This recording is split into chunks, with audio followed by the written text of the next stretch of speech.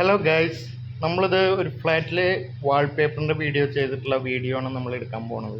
നമ്മൾ ആദ്യമായിട്ട് ഇത് കയറി വരുന്ന ഭാഗത്ത് ലെഫ്റ്റ് സൈഡായിട്ട് നമ്മളൊരു ബട്ടർഫ്ലൈയുടെ ഡിസൈൻ ചെയ്തിട്ടുള്ളതാണ്. അത് കഴിഞ്ഞ് നമ്മൾ ഹാളിലാണ് വരുന്നത്.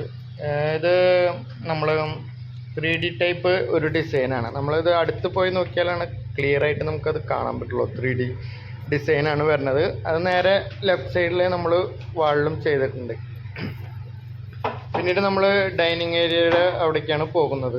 അവിടെ കുറച്ച് ഡിസൈനും കാര്യങ്ങളും ഉണ്ട്. അതിൻ്റെ അടിയിലായിട്ടാണ് നമ്മൾ കുറച്ചൊരു ബട്ടർഫ്ലൈയുടെ ഒരു ഡിസൈൻ ചെയ്തിട്ടുണ്ട്.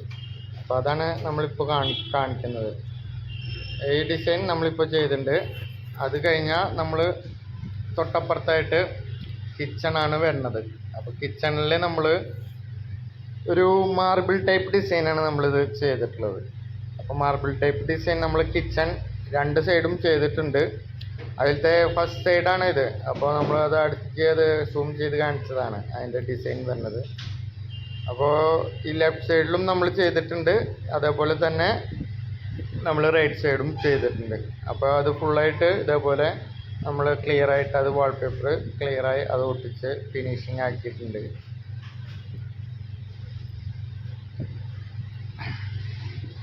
പിന്നീട് നമ്മൾ ബെഡ്റൂം ഏരിയയിലാണ് ഒട്ടിച്ചിട്ടുള്ളത്. ബെഡ്റൂം ഏരിയയിൽ അതിൻ്റെ ഒപ്പം ഈ ഡൈനിങ് ഏരിയയിൽ എവിടെയും നമ്മളിപ്പോൾ ഒട്ടിച്ചുകൊണ്ടിരിക്കുകയാണ്. അപ്പോൾ അത് ഒട്ടിക്കുന്നതിൻ്റെ വീഡിയോ ആണ് തൊട്ടപ്പുറത്ത് നമ്മുടെ ആൾ ഒട്ടിക്കുന്നത്. അതിൻ്റെ അടുത്തുള്ളൊരു പിക്ചറാണ് നമ്മളിപ്പോൾ ഇതിൽ കാണുന്നത്.